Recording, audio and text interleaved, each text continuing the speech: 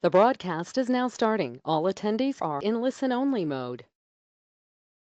Hello, and welcome to the ALCTS webinar on Fundamentals of Licensing Electronic Resources. This is the first webinar in our 6-part series on licensing electronic resources to serve the library's mission. I'm Erin Elsie, a member of the ALCTS Continuing Education Committee, and I'll be your host for today's webinar. Our presenter today is Lori Duggan. Lori is the Head of Electronic Resources Acquisitions at Indiana University Libraries. A lifelong Hoosier, Lori received her Bachelor of Music Education and her Master of Library Science from Indiana University. Lori is an active member of NASIG and ALCTS, and her research interests include emerging trends in electronic resources management and licensing. Lori brings much expertise to today's topic, and we are fortunate to have her with us today. A few logistics for today's presentation. All attendees are muted to prevent background noise, and we do not have interactive chat capabilities. You may, however, comment on today's presentation using Twitter. The hashtag is ALCTSCE. We do not monitor the Twitter feed, so if you have questions for Lori, please type them into the question box on your screen. We will have time for Q&A after her presentation.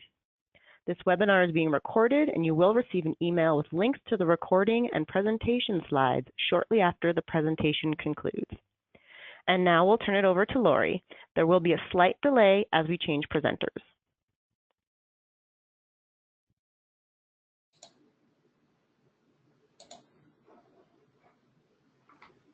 Thanks very much, Erin, and thanks everyone for joining me today to talk about the fundamentals of licensing electronic resources.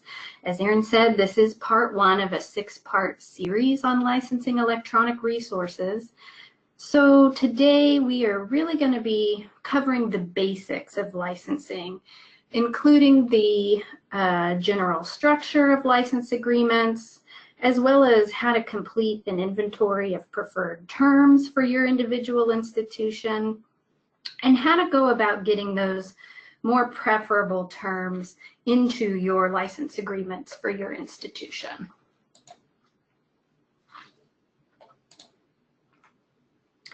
So before we dive into those licensing basics, here's just a bit more information about me.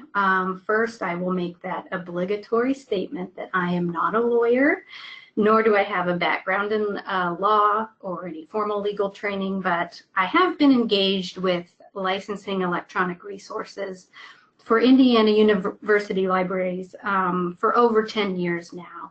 And I've had the opportunity to learn a lot along the way myself, either from workshops like this one, or from consultations with our Office of General Counsel here at IU. So while my experience is based in licensing for a state academic institution, the information I'll be presenting today should be applicable for public libraries and private institutions as well. So let's jump right in and talk about why we do this in the first place. And the most simplistic answer is because it's required in order to get the content we want into our library.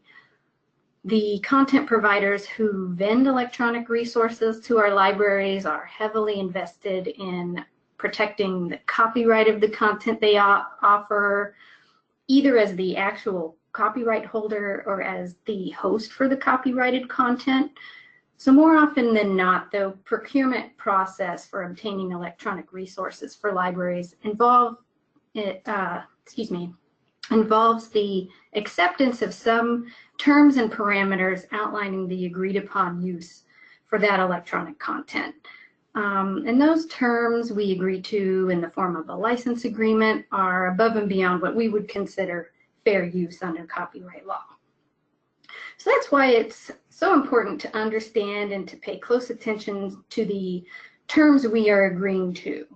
One thing I've noticed over the years in licensing electronic resources is that there's been a noticeable shift from that simplistic notion of signing license agreements as sort of a mere side effect of acquiring electronic resources, and more toward the notion that we as information professionals engage in this process in order to obtain the most open and non-restrictive terms of agreement that we can, and really in order to enhance the research experience for our users.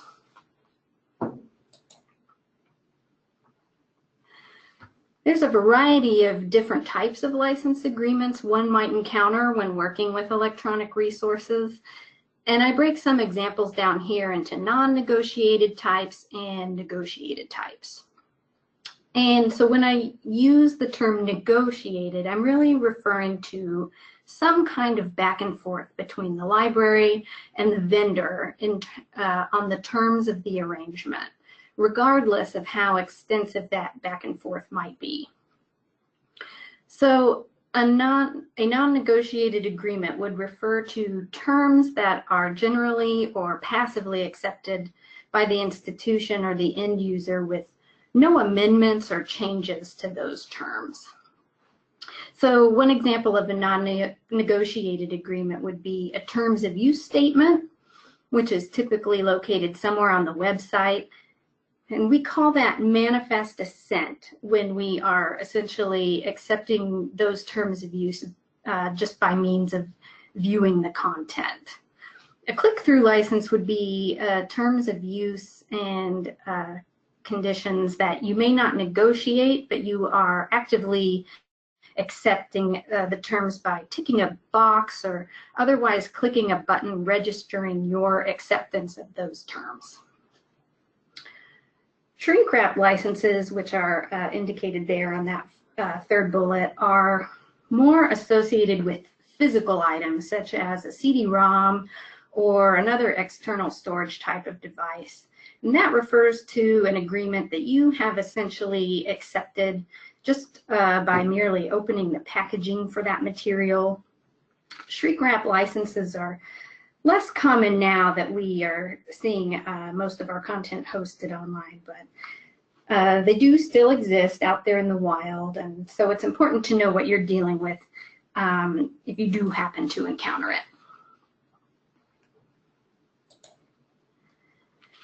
And we encounter these non-negotiated agreements more and more in our daily lives as individuals. So whether it's when you signed up for that Facebook or Twitter account or even paid a bill online, you've likely accepted a click-through agreement or been subject to terms of use by manifest assent just by means of using some kind of content or service online. And you might even encounter them with non-web-based products as well. So what I'm showing here, and apologies if that's difficult to see, but this is actually an agreement that I encountered just last month. My mother-in-law loves to get me kitchen gadgets when she visits. And one such gadget she got me came with this agreement that I photographed here. So by merely using this item, which was just a baking pan, by the way, I was accepting the terms in this arbitration agreement. In case you're wondering, I determined that the risk associated with using this pan was pretty low, and so I moved forward with using it. I use it on a regular basis, and therefore I have patently accepted the terms of this agreement.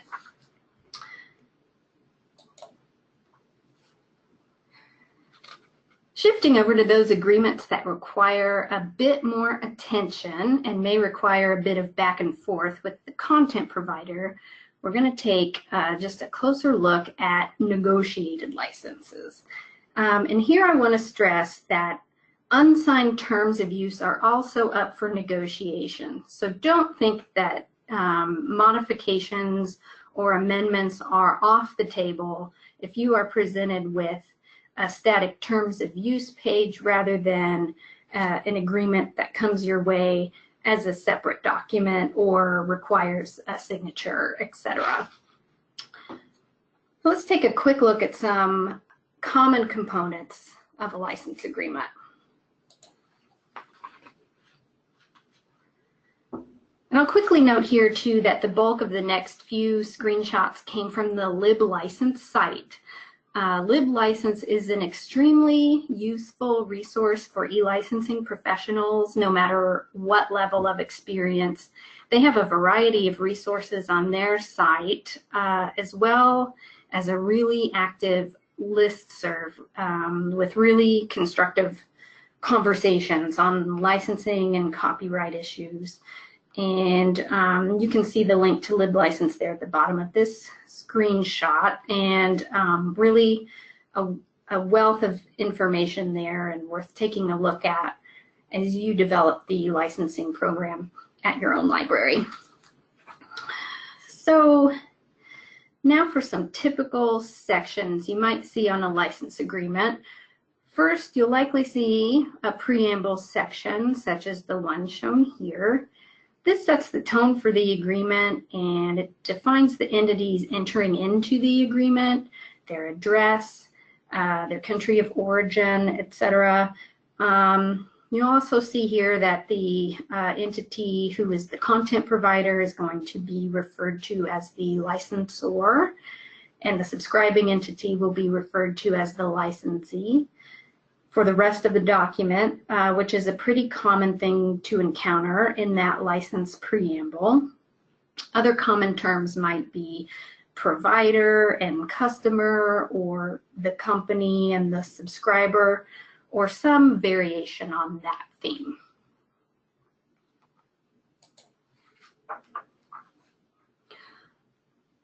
Another common section you might encounter in a licensing agreement is a set of definitions outlining the specific meaning of words or phrases appearing later in the license. So for instance, in this example, whenever the agreement uses the term authorized users, it's specifically in reference to the types of users specified here in this definitions section. So these definitions also set the tone for the later terms of the license. So when reviewing an agreement, it's really important to ensure that you are in agreement with the term as it's defined in the license. And I'll actually go a little more in depth into that concept later in this talk.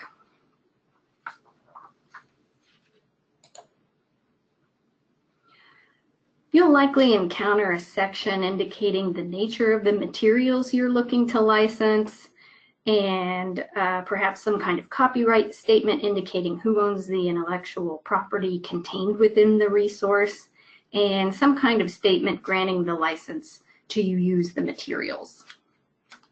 Another section you might see that I'm not showing here at this time, but somewhat related, might be a separate addendum or appendix outlining the specific content or modules being licensed, or any other terms that might be specific to that particular transaction.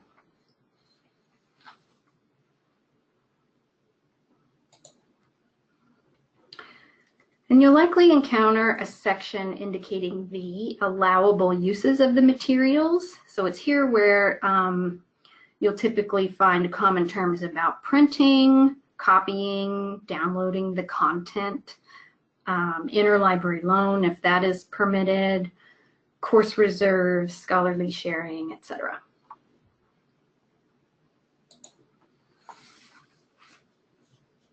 And conversely, the licensor is likely to specify some prohibited uses for the content, such as engaging in excessive downloading of the content, altering any copyright statements, providing content to non-authorized users, or using the content for commercial purposes rather than research purposes.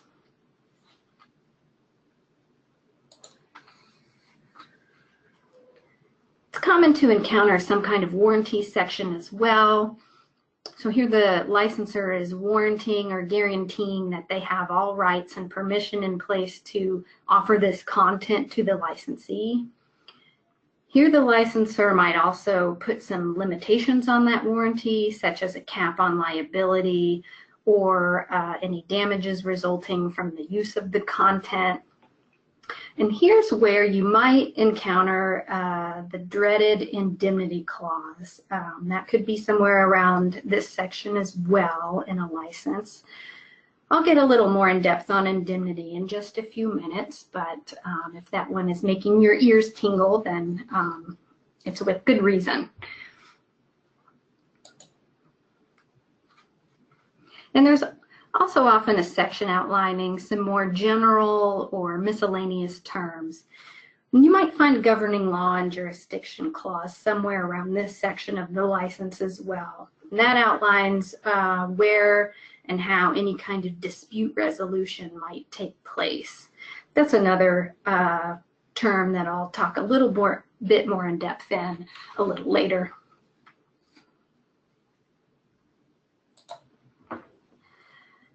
And the last sample section I'll show you here is the signature area, which is where the license is officially executed by both parties. And you'll see in this example, there's an area for both the licensor and the licensee to indicate their name and contact information and register their acceptance of the license by signing.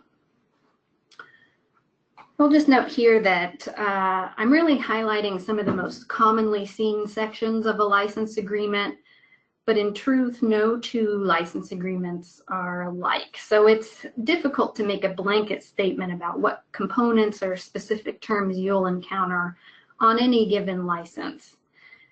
As you work through some agreements in your own work, you might find that many are a variation on a common theme, while others might really be strikingly different. I encounter licenses all the time in my day-to-day work that contain terms or components that I've not seen before, and in those cases, I'll have to engage in more research or some kind of consultation in order to make sure that I have a sense of what the real implications are for my institution for that particular term.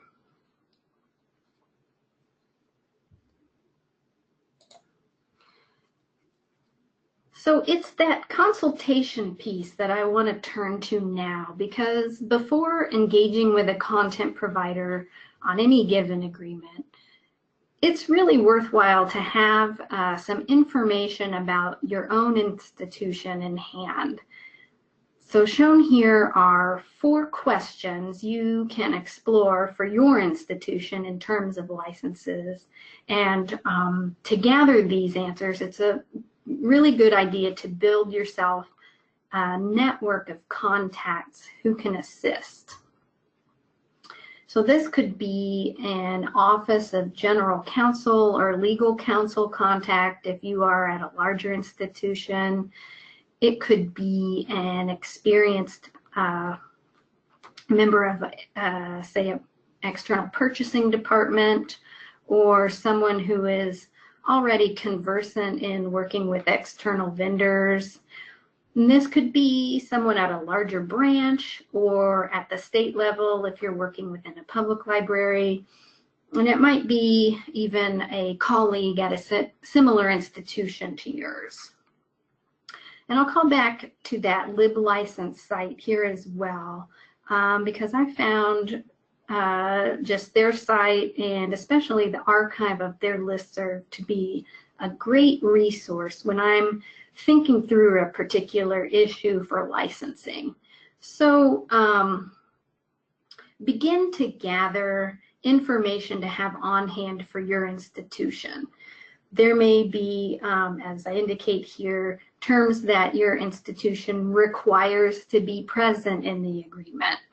There may be some terms that are highly favorable or preferable to be present in the agreement, but maybe not necessarily required to be there.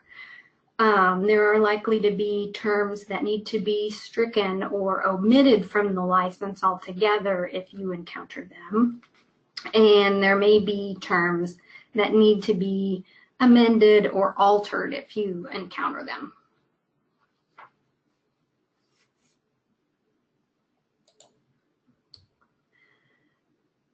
So here I'll show you an inventory of licensing parameters that I put together to guide our licensing program here at IU Libraries. So again, this is a result of consultations with various entities I had at my disposal over time.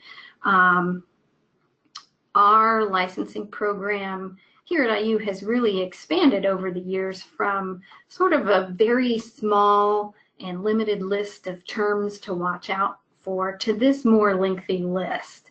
So it really was just the natural snowball effect of dealing with various licensing issues over the years and learning new things all the time. And I'll also mention that these are specific to Indiana University Libraries, so I'm showing you as an example here. So I start here with my own preamble about the parameters for licenses here at IU Libraries, and indicated here are just a few terms that we've determined are favorable for our institution. So you'll see a callback to that authorized uses section of the license and the types of terms we would like to encounter as far as authorized uses.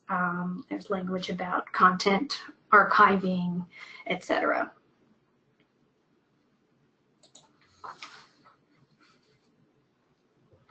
And then shown here are some examples of language I want to get omitted from the license if I encounter it. Again, these are specific to my institution. So some of these are based on a more philosophical stance for my particular library, and some of these are more hard and fast requirements for my university at large. So all of these vary a bit in seriousness, meaning that while these are all things I would ask the vendor to remove from a license, it's more important for me to get some of these out more than others.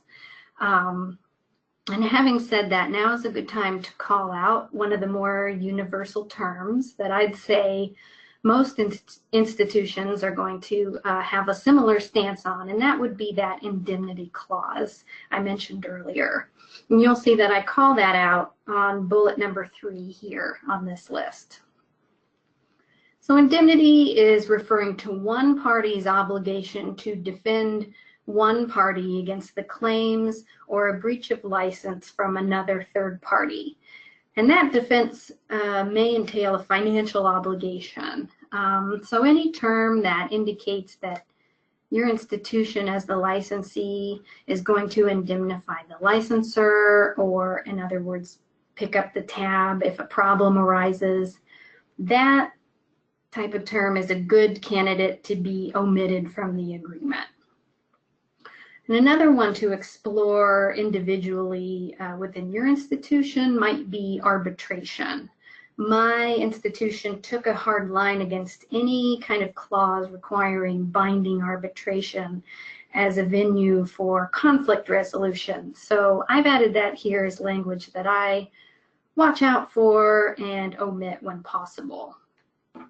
Well, what's also going to vary from institution to institution is the tolerance for any given term, meaning that you'll want to know your institution's stance on what happens if the vendor won't remove a particular no-no clause. At my institution, I might be given a bit of leeway on what we'll accept for some of these terms, and I know that at other institutions it's a hard no when the vendor refuses to remove that indemnity clause or other similar clauses.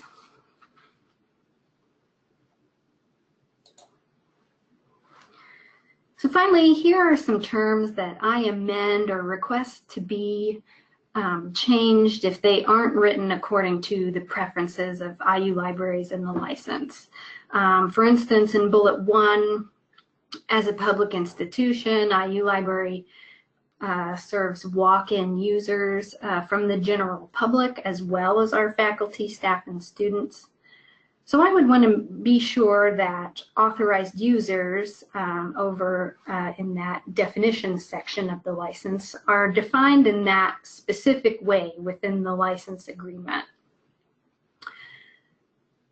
And I'll also call your attention to bullet 5 here, which is another more universal term you'll want to pay attention to, and that is governing law and jurisdiction.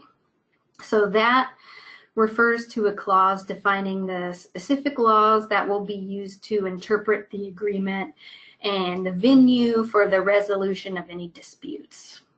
So in the event of any kind of dispute over a license, it's really a good idea to have that dispute resolved according to the laws that you or your institution are most familiar with, and in a venue that is nearest to your institution. And so you'll want to amend the governing law and jurisdiction to your home state whenever possible. And once again, there's some variance in the degree of urgency for some of these. So it's important to know that tolerance level of your specific institutions for terms like this. I have a few alternatives that I can accept here at IU if the vendor will not amend governing law. For instance, as an alternative to changing governing law to Indiana, I could accept the governing law clause either being removed altogether. I know that other institutions may not allow their licenses to be silent on governing law. So knowing your institution's particular stance on that matter is going to help you navigate the waters when working with vendors on terms like this. And finally, the advantage of compiling a document such as this one for your institution is that if you move on or pass the licensing program on to somebody else, you have all your known parameters documented, and the next licensing professional isn't going to be starting from scratch when they take on this activity.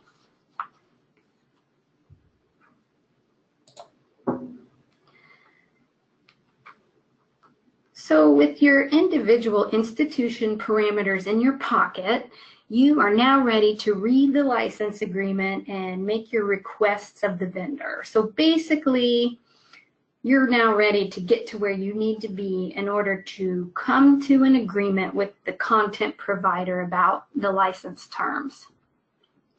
And there's a couple of ways to manage this back and forth with the vendor. And I just want to show you here a few quick examples of what this exchange can look like. So I've received a license agreement and I've reviewed it. And one option for returning those desired changes is to make the changes directly to the license document and pass that back to the vendor for their response. So shown here is just a quick example of some edits I might make directly onto a license document and send back to the vendor for their comment and hopefully their acceptance. You can see this example asks for that indemnity clause to be removed in its entirety. And I'm asking here that they change governing law and jurisdiction to the state of Indiana.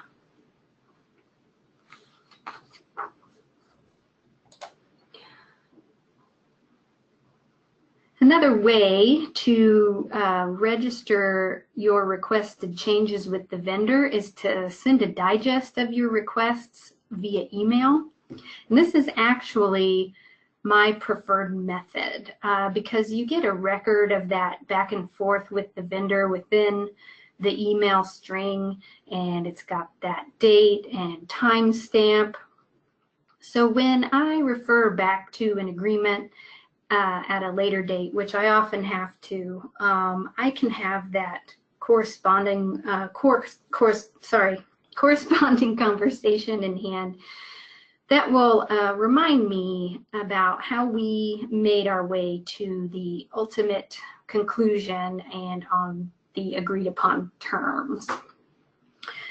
So here you can see I'm asking for the very same changes I did in the previous slide. I just have it written out as a digest of the changes I'd like to see, along with the corresponding section titles from the agreement.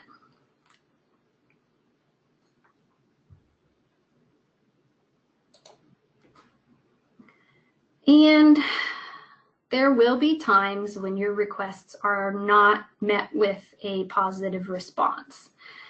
And again, this is when it's good to know the tolerance level of your particular institution.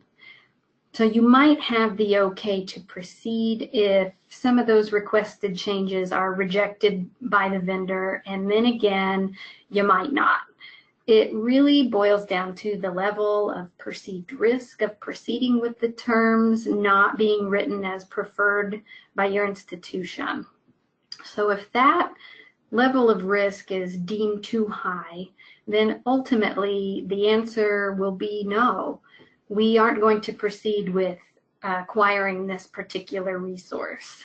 It is important to note here that coming to this conclusion doesn't shut the door on the acquisition of that particular resource forever. This may be just for this point in time. So it's really important to keep those lines of communication open and know that while it may be a no-go right now, the vendor may be willing to revisit some of those sticking points for your institution in the future. It's in everyone's best interest to get to a place of yes. So my experience is that most vendors are going to be willing to work with you on these pain points within the license.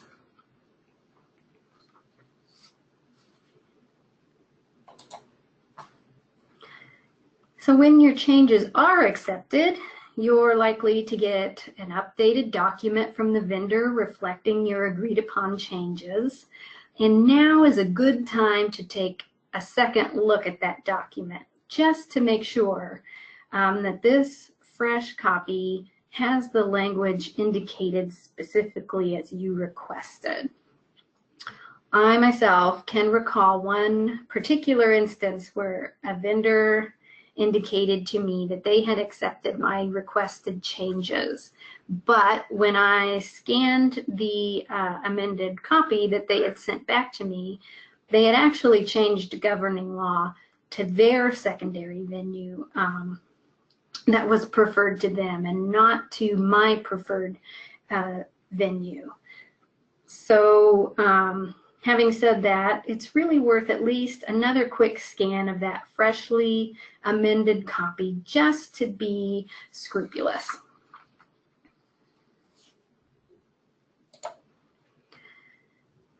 And when you're satisfied that the license is in the shape you really want it to be, then you are ready to sign or execute the license.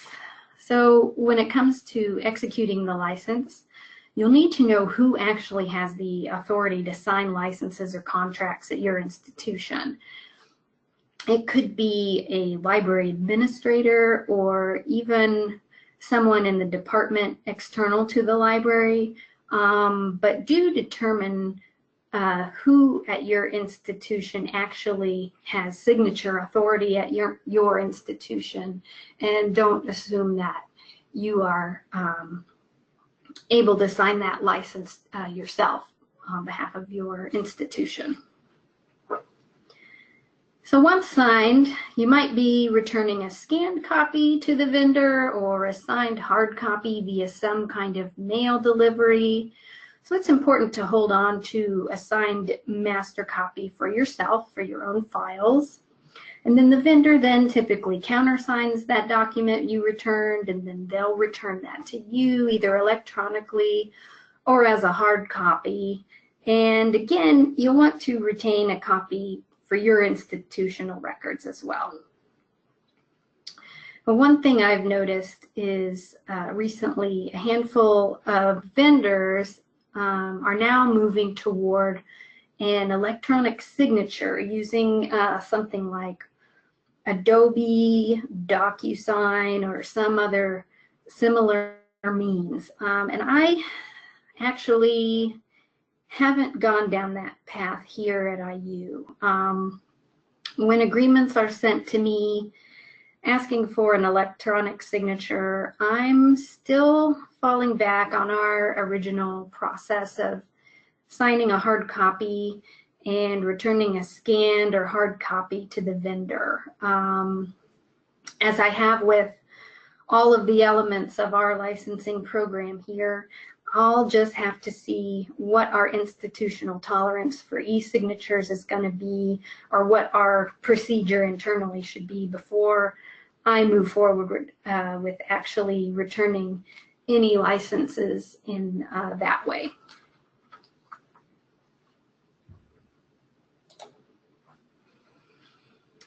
And there are some alternatives to the negotiated license, one of which is simply no license, because not all vendors will require it.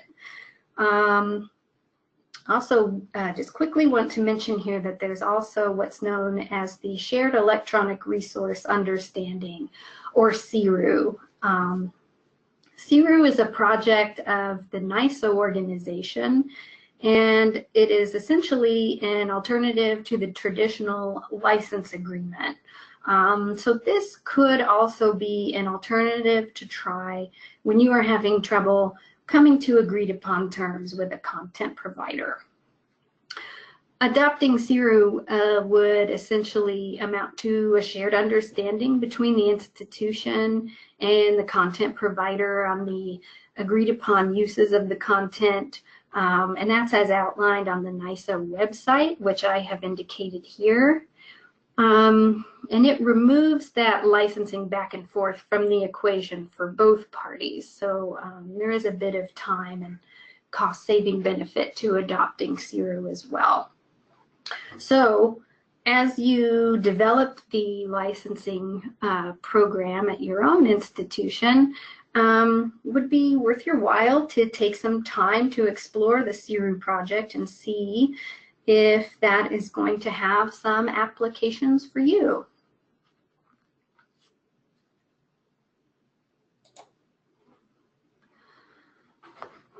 And I mentioned at the beginning of our talk that I'm not just now looking to negotiate terms that my institution finds acceptable, but I'm also looking to enhance the research experience for my users and make our resources the most usable and advantageous for them in their research. So now that we've explored, I guess what I'd call the basic mechanics of licensing electronic resources, I do want to call out just a few topics for you to think about as you develop the licensing program at your institution.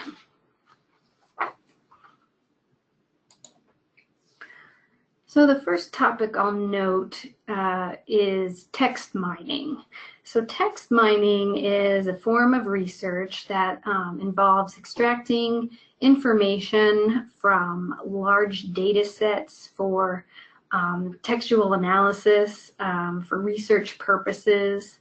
It's a form of research that's really taken off over the years, especially I've seen it a lot in business as well as the digital humanities. And publishers in the past were pretty slow to accept this form of research for their resources. And that's for a lot of reasons. You know, text mining could easily be confused with excessive downloading if performed without the publisher's awareness, and publishers may have copyright concerns about this type of research, but more and more content providers are allowing for this type of use for their resources, as this is growing in acceptance as a legitimate form of research and a necessary form of research. So this particular topic is a good one to have in mind when licensing electronic resources. and particularly to explore adding text mining terms or language into license agreements whenever possible.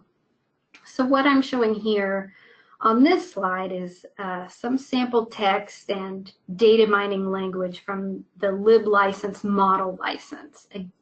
So once again, definitely worth exploring having this language added to the license agreements, especially for those resources in which this particular type of research would really be applicable.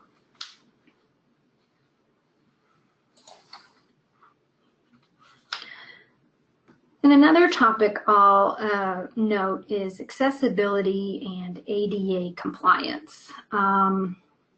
Public institutions in particular are obligated to ensure that web-based resources are accessible under the Americans with Disabilities Act. However, our content providers and vendors aren't necessarily under the same obligation when they develop their platforms.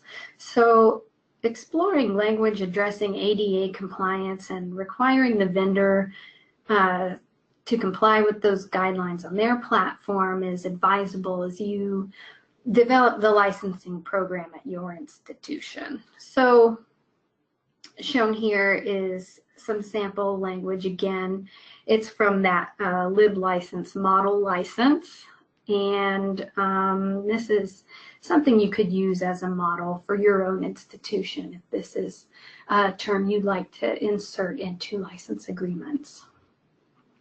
And of course, the LibLicense model license in general is worth exploring more in depth for examples of favorable terms and language to have on hand when licensing at your own institution.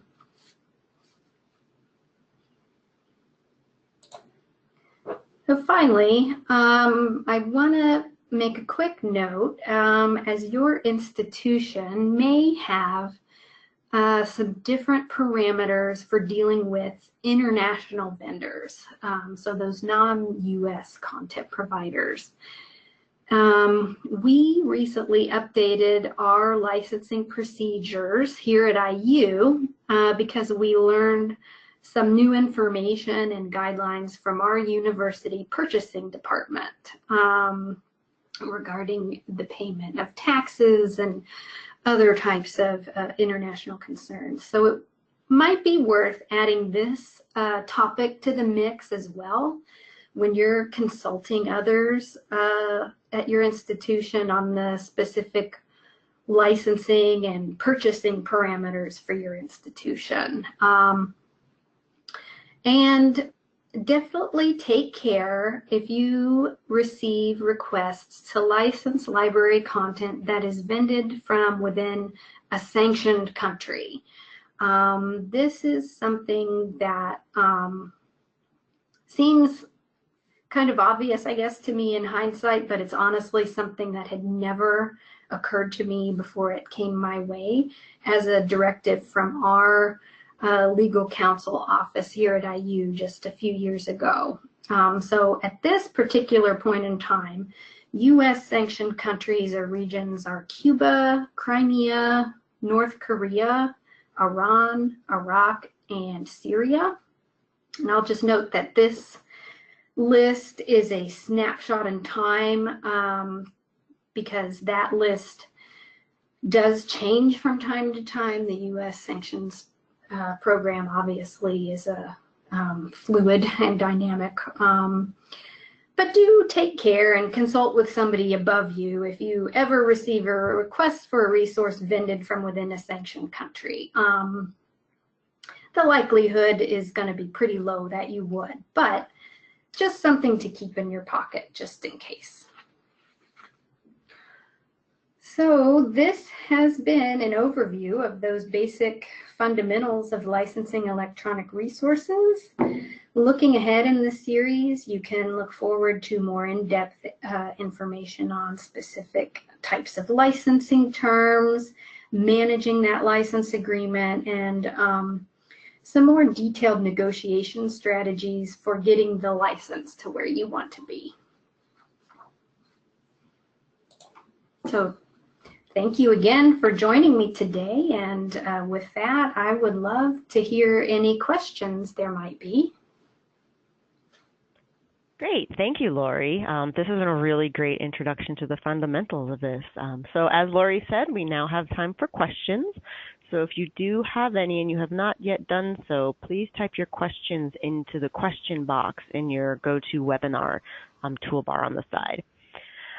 So we do have a couple questions that have already been submitted, and they all deal with the terms and the types of terms that you'd mentioned earlier. The first one is that we have an attendee who has a vendor that won't remove mentions to website terms and conditions, and they also won't accept an addition that says, in the event of any conflict between such terms and this agreement, the terms of this agreement shall prevail. Lori, do you have any suggestions on what this person should do?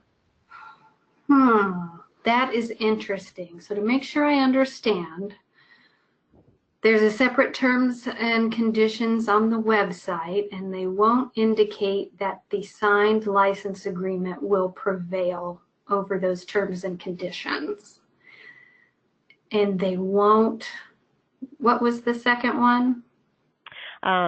So the vendor won't remove any mentions to website terms and conditions, and they also won't accept an addition that says, in the event of a conflict between such terms and this agreement, the terms of the agreement shall prevail. Right. So one approach I have taken in the past, I haven't encountered that particular situation. It's much more common in my experience that the content provider would make sure or ensure that the signed license would prevail over the terms and conditions. If those terms and conditions aren't acceptable to your institution, then that might be a time to walk away. If the online terms and conditions are acceptable, it's important to realize that those are a snapshot in time because the vendor could change those at any given time. So what you could try to do in that case is to see if the content provider would agree to providing you notice if there's going to be a change in those online terms and conditions. If they're not going to agree to that, it may be that the terms of agreement are just too prohibitive for that license agreement. And again, it's not a shut the door moment, but you know, I heard a very wise person once say the biggest stick we have in our arsenal is the word no. So sometimes even you know, closing the door for the time being on negotiations might initiate a change of heart further down the road. I hope that helps. Thank you. Yeah. No, it's great. Thanks. The next question is that when you talked a bit about the indemnity clause, how would you feel about adding the opposite? So it says the licensor needs to indemnify the licensee. I think that's fine. It's not a requirement for my institution, and I could see how that is beneficial, and I think we do actually have that as one of our preferable terms, so it is preferable to see that in the license agreement. I don't worry if it's not there. I'm happy if indemnity is not mentioned at all. Okay. The next one is that we have someone who's dealing with a vendor who will not strike or change governing law or jurisdiction. Any suggestions with that? Again, it's going to depend on the tolerance level of your institution. That is one where I find the most pushback, even over those indemnity clauses. So my first go round, and again, this is what I do here at IU, that my first attempt is to say, okay, if you won't change it, will you strike it in its entirety and just accept silence on the matter? If they won't do that, my process is to go back to my Office of General Counsel, and I will let them assess the risk for me. Sometimes they'll take a look at the resource and determine that, the risk here looks pretty low. However, if you do proceed, it might be at the library's own financial risk. So they sort of put the onus back on us as the libraries to move forward if need be. Okay, great, thank you. And so our next group of questions are moving beyond the terms within the license. The first one is, have you found that licensors are willing to provide their most current VPAT as a condition for signing the license agreement? Do you find that some content providers only have accessibility statements and not VPATs? And if so, how do you proceed? So it's not currently a requirement at my institution that I have that VPAT on file. So I know that definitely differs from institution to institution as well, because a lot of people do have a real mandate to have not only accessibility language but that VPAT. So, a lot of the vendors, the larger scale content providers, are going to have both that up-to-date VPAT and an accessibility statement, and accept some kind of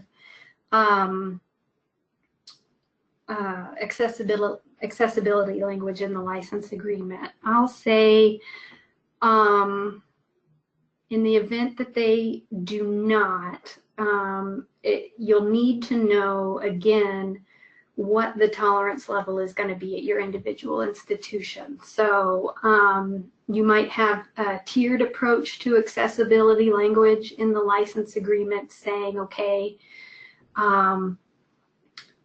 perhaps you don't have an up-to-date VPAT to provide, but you will accept to some maybe lesser terms acknowledging ADA compliance and indicating that the libraries have the ability to update and make anything compatible that needs to be compatible.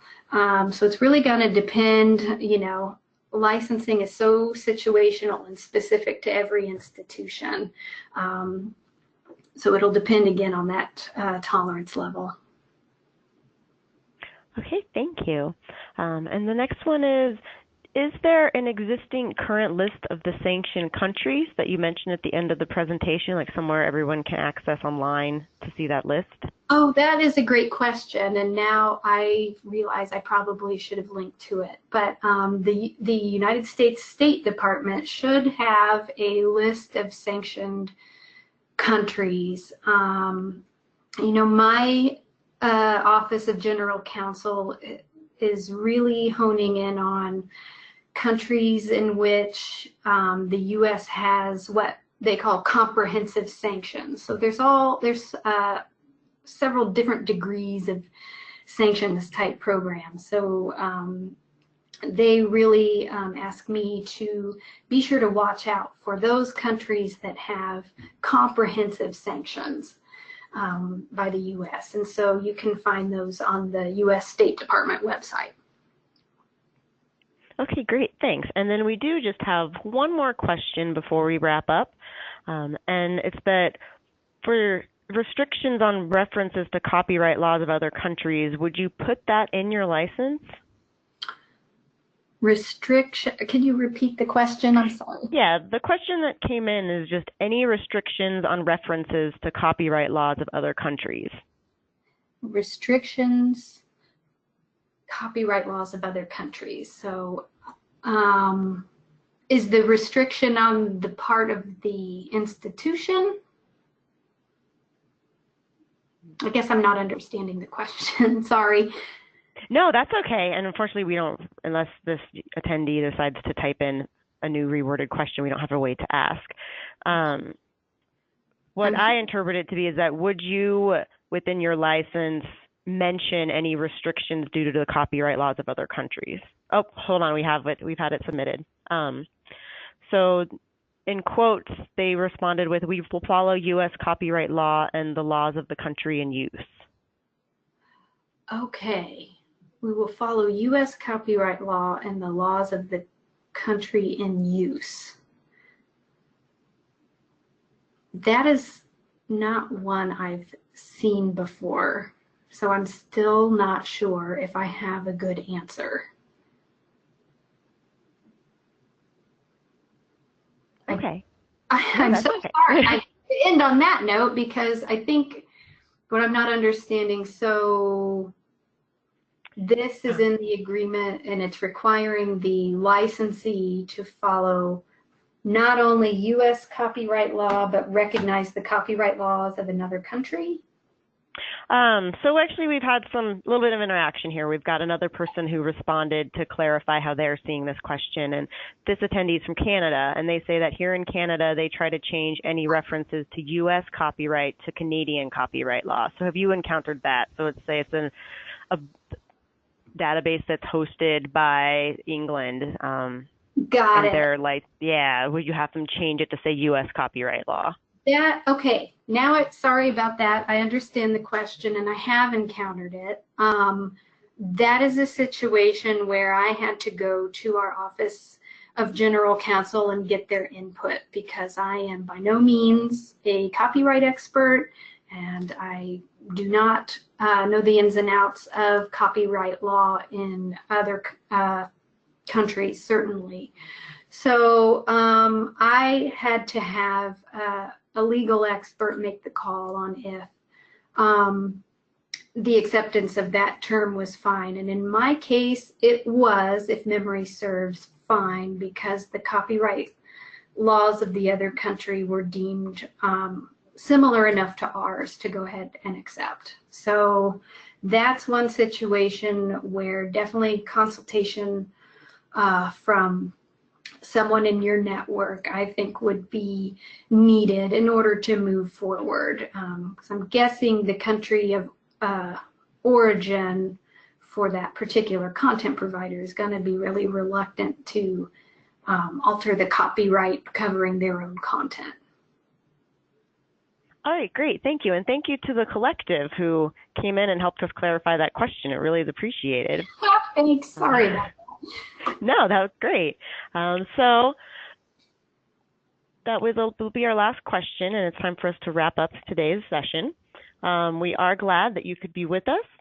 And thank you, Lori, for your time and your wonderful presentation. Thank you to our ALCTS Continuing Education Committee, Joseph Nicholson and I-Ping Chen Gaffey. And thank you to Alana Warren from the ALCTS office. All of these people help make our presentations possible. And you soon will receive a short online evaluation form. So if you please could take a few minutes to respond to the questions, know that your comments are very valuable and help the ALCTS Continuing Education Committee plan future events. The email will also include links to today's slide and recordings, and you now have the opportunity to receive a certificate of attendance. That information will also be in the email. ALCTS has other continuing education events coming up. There are 5 more webinars in the Licensing Electronic Resources to Serve the Library's Mission series, as well as additional webinars through the end of 2018. Please see the ALCTS website to register or find more information on these.